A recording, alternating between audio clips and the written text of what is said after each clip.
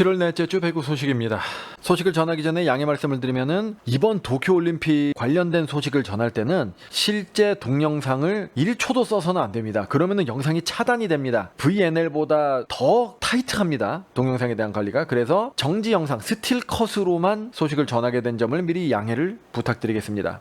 한국 여자배구가 2020 도쿄올림픽 1차 목표인 8강으로 가는 교두보를 마련했습니다. 세계 랭킹 14위 한국은 27일 일본 도쿄 아리아케 아레나에서 열린 여자배구 A조 조별리그 2차전에서 최약체 케냐를 세트스코어 3대 0으로 눌렀습니다. 이틀 전 브라질에 0대 3으로 패한 한국은 8강 진출을 위해 반드시 잡아야 하는 케냐를 제물로 승리를 챙겨 한숨을 돌렸습니다. 브라질, 세르비아, 일본, 도미니카, 케냐 등과 A조에서 경쟁한 한국은 상위 4위 안에 들어야 8강에 올라갑니다. 일본 또는 29일 같은 장소에서 맞붙는 3차전 상대 도미니카 공화국 중 한 팀을 잡아야 8강행을 안심할 수 있습니다. 스테파노 라바리니 한국 대표팀 감독의 1번 공격 옵션인 라이트 자리아가 살아난 점이 반가웠습니다. 지난 시즌 후 무릎을 수술하고 대표팀의 부름을 받아 재활 속도를 높인 자리아는 이날 서브 에이스 4개를 포함해 양팀 합쳐 가장 많은 20점을 터뜨리며 공격을 주도했습니다. 월드킴이 16점으로 뒤를 바쳤습니다. 클러치박도 블로킹 3개를 비롯해 9점을 거들었습니다. 한편 대한민국 팬들 사이에서는 논란의 장면들이 몇 차례 있었는데요. 3세트 초반 팽팽한 접전으로 펼쳐졌다가 역전과 재역전이 반복됐는데 11대 10에서 교체 투입된 박은진과 월드킴의 스파이크가 장렬하면서 흐름을 가져왔습니다. 그런데 두 번의 석연치 않은 판정이 나온 것입니다. 13대 11에서 클러치박의 백어택이 나왔는데 주심은 아웃으로 판정했습니다.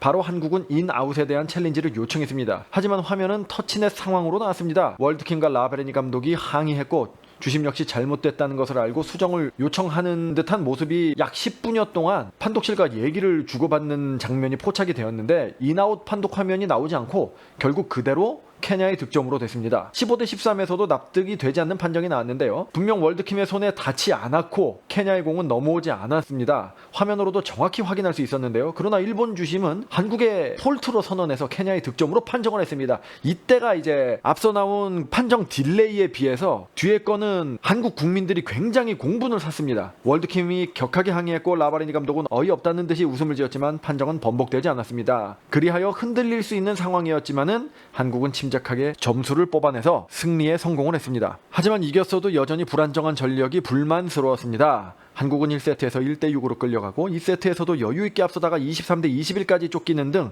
최약체를 상대로도 압도적인 실력차를 보여주지는 못했습니다. A조에서는 브라질과 세르비아가 2승씩을 거뒀습니다. 한국과 일본이 1승 1패를 올리고 도미니카 공화국과 케냐는 2패씩 당했습니다. Dr. Quacks in the Volleyball Magazine. 다음 소식입니다. 배구 여제 월드킴 선수가 2020 도쿄올림픽 선수촌 급식지원센터 영양사에게 보낸 감사 메시지가 훈훈함을 남기고 있습니다. MBN 유튜브 채널 온마이크는 지난 22일 2020 도쿄올림픽 한국선수촌 급식지원센터 현장을 공개했습니다. 급식지원센터는 한국선수촌 식사에 후쿠시마산 식재료가 사용될 것을 우려해 대한체육회에서 마련한 조리시설입니다. 조리사 및 영양사 24명은 모든 식재료의 방사능을 특정하고 한국산 식재료로 만든 도시락을 공급 중입니다. 한정숙 급식지원센터 영양사는 온마이크와의 인터뷰에서 보람을 느낄 때가 언제냐는 질문에 급식지원으로 나오면 상당히 많은 어려움이 있다며 우리 선수들이 너무 맛있게 먹어서 힘이 되고 힘낼게요 라는 메시지를 보내고 응원들 해줄 때 굉장히 기쁘다고 답했습니다.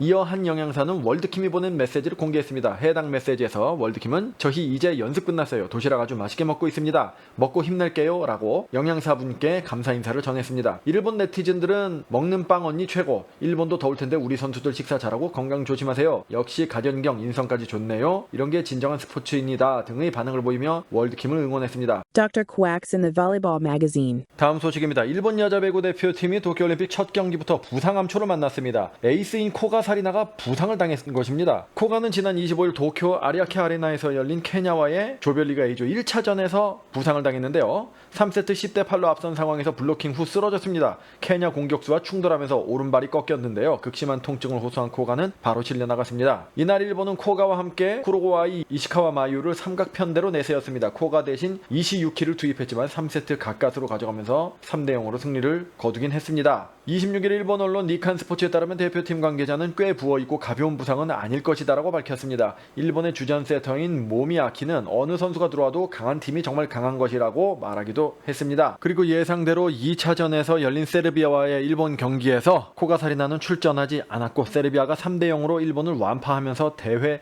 2승째를 챙겼습니다. 세르비아는 블로킹 11개로 높이에서 우위를 점했고 보스코비치가 양팀 최다 34점을 쏘아 올렸습니다. 아무래도 에이스 코가의 복귀는 쉽지 않아 보입니다. 코가가 빠진 상황에서 버텨야 하는 상황의 일본인데요. 조별리그 A조에 속한 한국은 31일 오후 7시 40분 개최국 일본과 맞붙게 되겠습니다. 제가 준비한 소식은 여기까지입니다. 또 다음 소식으로 찾아뵙겠습니다. 백오매거진 돌팔이었습니다.